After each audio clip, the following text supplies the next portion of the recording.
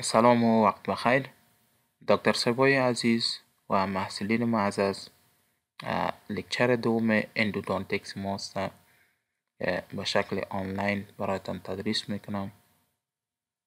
در این لکچر ما شما بحث میکنیم در مورد آناتومی دندان. آناتومی دندان دو نوع آناتومی را ما اینجا براتان پرزنت میکنم یا براتان نمایش میدم. یک کراس سکشنال آناتومی است و دومش گراس آناتومی و یا هم این آناتومی را که میبینین این آناتومی ظاهری و یا هم گراس آناتومی میگیم و این آناتومی را که میبینین آناتومی کراس سکشنال است، یعنی یک طبقه قطع کردیم و بعدا مطالعهش میکنیم که به نام کراس سکشنال آناتومی یاد میکنه. آناتومی گراس، در آناتومی گراس ما گفتیم که یک چیز ظاهرا میبینیم. دندان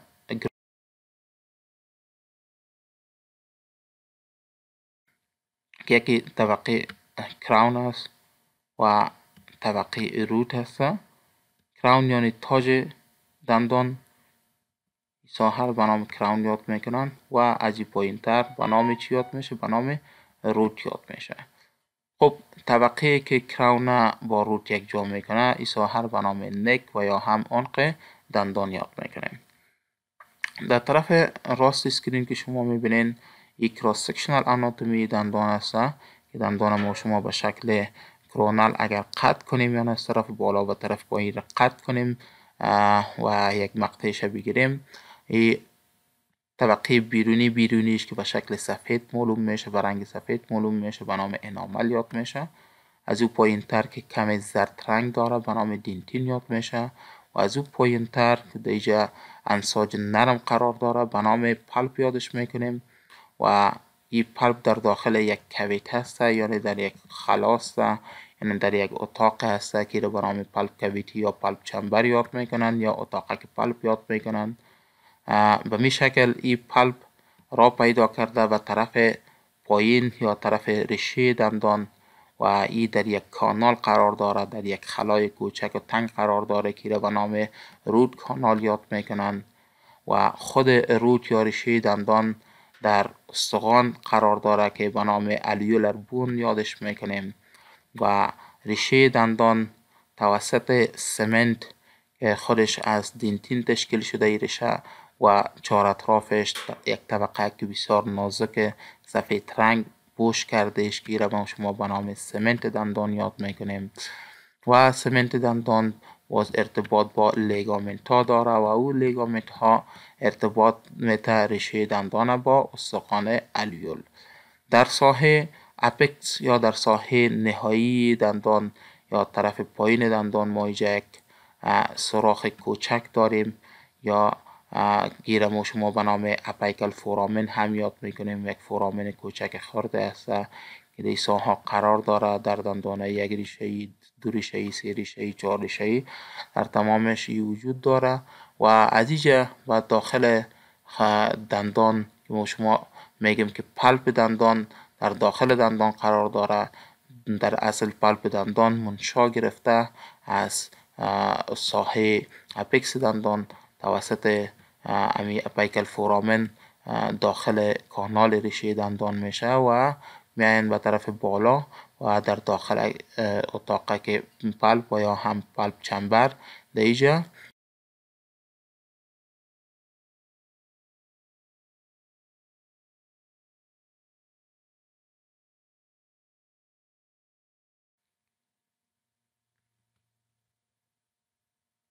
خب اگر ما شما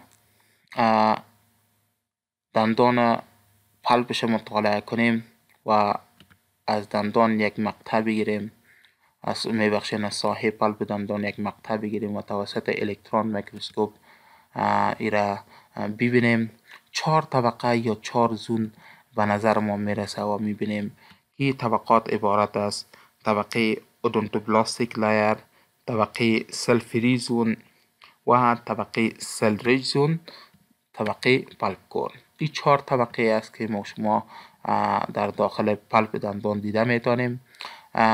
بیرونی ترین و یا هم طرف بیرو یا طرف دین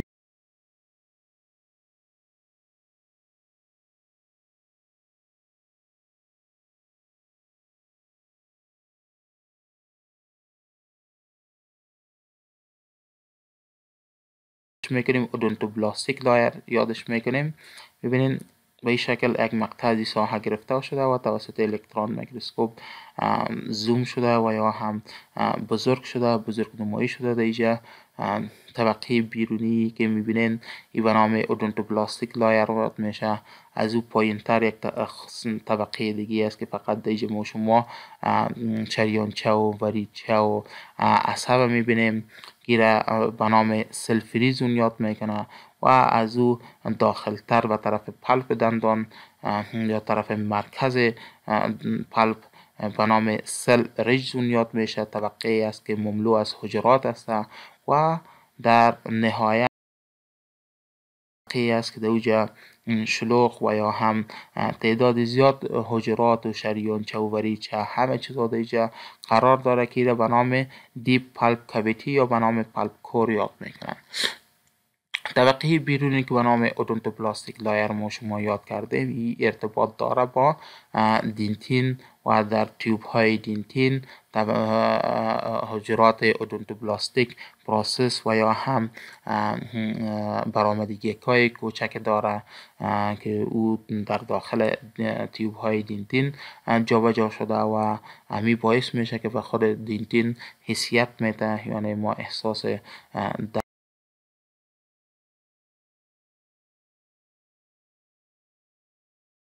حس داشته باشیم. این تمامش مربوط میشه به مو طبقه اودونتوبلاستیک لایر که پروسس های کوچک اینا در تیوب های دینتین قرار دارند. از این پایین تر گفتیم که طبقه دومی که است سلفریزیون، از دیگه ما حجرات نمیبینیم. در داخل پلپ دندان ما 3 نوع حجرات میبینیم که تعدادشان زیاد است. خیلی حجرات ما شما در داخل در داخل پلپ دیده میتونیم، اما تعدادشان که زیاد است و عمدتا ما شما گفته میتونیم که 3 نوع است که اینا زیاد دیده میشن. فیبروبلاست هاست، اودونتوبلاست هاست و حجرات تفریق نشده میزنشیم است. خود پلپ دندان از طبقه میزنشیم یا اکتومیزنشیم منشأ گرفته که در اینجا ما شما میگیم که زمانی که پلپ تشکیل میشه بعضی از حجرات میزنشیم به شکل ابتدایی خود در اونجا قرار میگیره و به شکل تفریق نشده می باشه. زمانی که به حجرات فیبروبلاست و یا هم به حجرات اودونتوبلاست ضرورت میشه، همین حجرات تفریق نشده میزنشیم تبدیل میشه به حجرات فیبروبلاست و اودونتوبلاست، یعنی به هر کدامی که ضرورت باشه به اونا این تبدیل میشه. طبقه که اودونتوبلاست ها قرار داره، اودونتوبلاست ها با دینتین یک رابطه بسیار کمپلکس جور کرده، مغلق هست که به نام پلپ دینتین کمپلکس یاد میکنن. یک طبقه است که یعنی بسیار زیاد پیچیده است و خاطر به نام پلپ دینتین کمپلکس هم یاد میکنن. و خود پلپ دندان که ما شما مثل که قبلا براتون یادآور شدیم، پلپ دندان توسط دینتین انحصار شده و توسط یک ساحه خلا برش جور است و در اونجا قرار داره که به مرور زمان با شما به خیر خوبی در درسای بعدی میخوانیم با تشکیل سکندری دینتین یا دینتین دومی این ساحه و مرور زمان خرد شده میره. خب این بود درس امروزی ما شما در مورد آناتومی داخلی پلپ دندان. تا درس بعدی، خدا حافظ.